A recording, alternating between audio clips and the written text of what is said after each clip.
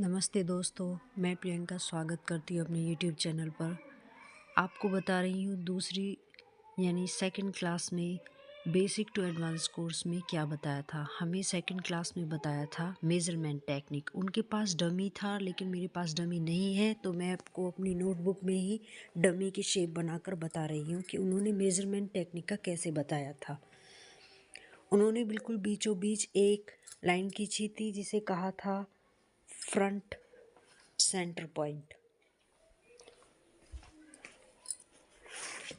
जिस तरीके से उन्हें समझाया, वो एक टीचर हैं, वो बहुत अच्छे से समझा सकती है, लेकिन मैं आपकी तरह ही हूँ, इसलिए मैं आपको जैसा समझा सकती हूँ वैसा समझाऊंगी। फिर ये प्रिंसेस, इस लाइन को, दोनों तरफ की लाइन को बोला था ये प्रिंसेस लाइन है।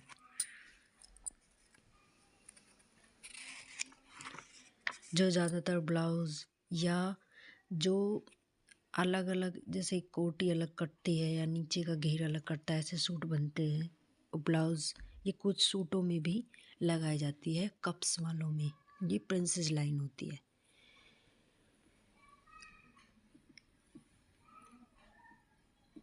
बिल्कुल जो चेस्ट, राउंड चेस्ट का बिल्कुल जो बीचों बीच हिस्सा होता है वो होता है एपेक्स पॉइंट, उसे कहते हैं एपेक्स पॉइंट। ये हमारी चेस्ट के जो बीचों बीच पार्ट होता है, बिल्कुल सेंटर, उसको कहते हैं एपेक्स पॉइंट।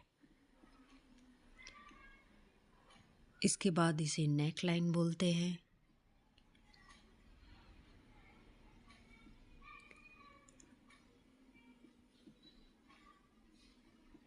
ये आर्म होल बोला जाता है, इसे आर्म होल लाइन। फ्रंट का हिस्सा है तो इसे कहा जाता है फ्रंट आर्म होल।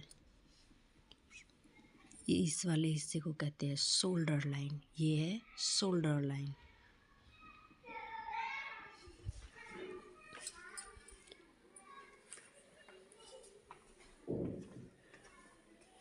फिर ये आर्म होल के बिल्कुल सटा के जो मेजरमेंट किया जाता है, इसे कहते हैं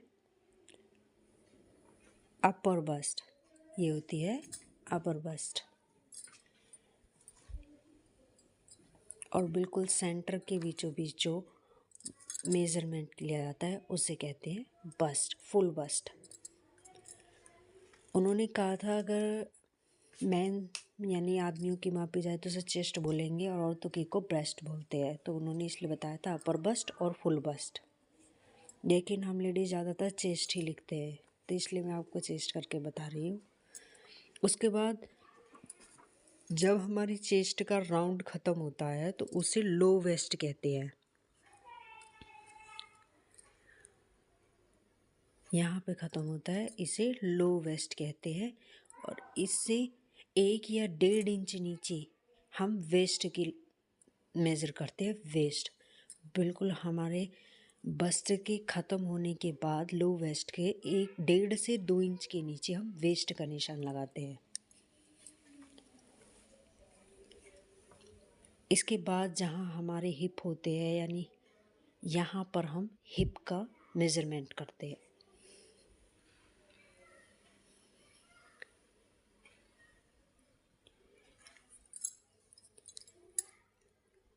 इसी तरह से उन्होंने हमें ये इतने सारे बताए थे कि कहाँ कौन सी चीज़ होती है। इसी तरह उन्होंने हमें बैक पार्ट के बारे में भी बताया था।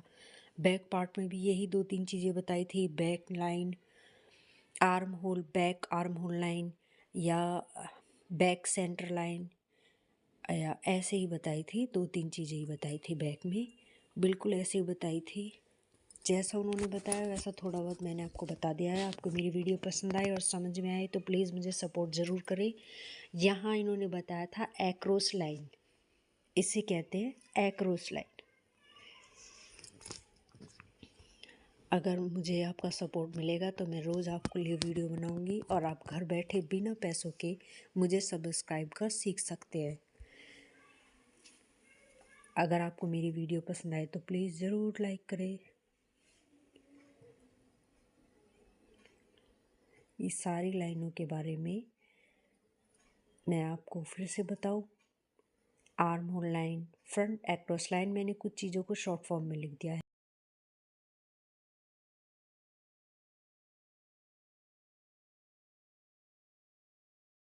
बॉडी से मेज़रमेंट के लिए हम इंची टेप को शोल्डर पर रखेंगे और लेंथ, सबसे पहले लेंथ का मेज़रमेंट करेंगे, लेकिन उसमें ही हमें 3-4 मेज़रमेंट मिल जाएंगे। जैसे कि यहाँ पे 10.5 इंच पे हमें एपेक्स पॉइंट है, फिर लो वेस्ट है जहाँ पे हमारी चेस्ट ख़त्म हो रही है वो 13 इंची पे है, और 1.5 से 2 इंची पर हम लो वेस्ट से वेस्ट पर निशान लगाते हैं। 1.5 से 2 इंची पर इनका वेस्ट 15 पर है। और हिप का मेज़रमेंट हम वहाँ से लेंगे जहाँ इनके चाक जहाँ से खुले होते हैं, तो इनका 19.5 इंच है। अब हम लेंथ मेज़र कर लेंगे। हमने इसमें ही 4 मेज़रमेंट ले लिए हैं। अपर चेस्ट के लिए बगल से सटाकर अपर चेस्ट का माप लेंगे। उसके बाद फुल चेस्ट को बिल्कुल बीचों बीच से माप लेंगे।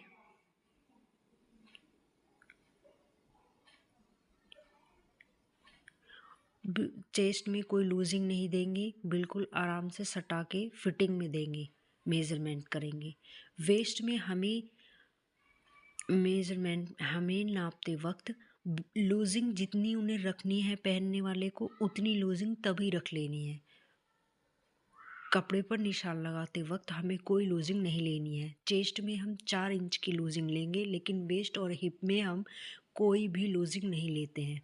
जहाँ से चाक स्टार्ट होते हैं वहाँ से हमें हिप की मेज़रमेंट लेनी है, और जितनी लूजिंग रखनी है उनसे पूछकर उतनी लूजिंग यहीं पे रख लेंगे।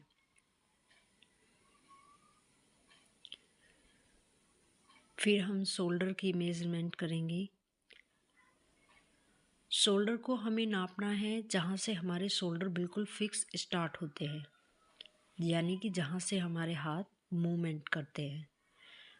यहाँ से हमें दूसरी तरफ शोल्डर तक यहीं तक मेज़रमेंट लेनी है। उसके बाद हमें आर्म होल भी इस तरीके से नापना होगा। ना इसे ज़्यादा लूज़ रखना है ना टाइट रखना है, बिल्कुल फिक्स रखना है। ये हमारा अप्रॉक्स पॉइंट होता है जो कपड़े में कभी कभी लूजिंग हो जाती है, इसलिए अगर हम इसका मेज़रमेंट पहले ही ले लेंगे और फिर उसी तरह निशान लगाएंगे या कटिंग करेंगे तो वो फिक्स आएगा। स्लीव के लिए हम लेंथ लेंगे बिल्कुल शोल्डर ख़त्म होने के बाद, जहाँ से हैंड्स स्टार्ट होता है वहाँ से हमें स्लीव की लेंथ लेनी है। अगर हम फुल स्लीव की लेंथ ले रहे हैं तो हमें कोहनी की तरफ से ही लेनी चाहिए लेंथ, क्योंकि अगर हम सीधा लेते हैं तो वो छोटी हो जाती है। बिल्कुल इसी तरह जितनी लूज़ हमें चाहिए उतनी ही हम टाइट या लूज़ जितनी भी चाहिए उतनी ही हमें फिटिंग की लेंथ लेनी पड़ती है। अगर हमारी बाजू फुल है तो हम यहाँ से लेंगे इसकी मोहरी,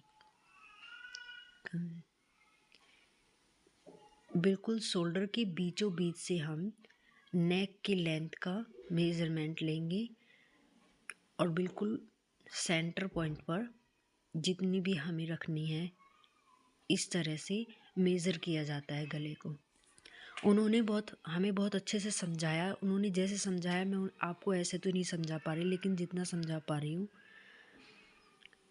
अपनी तरफ से पूरी कोशिश कर रही हूँ। ये उन्होंने बताया था कि ये हम शोल्डर की तरफ डाउन ज़रूर करते हैं, या आधा इंच करें या 1 इंच करें, क्योंकि हमारे कंधे डाउन की शेड में होते हैं।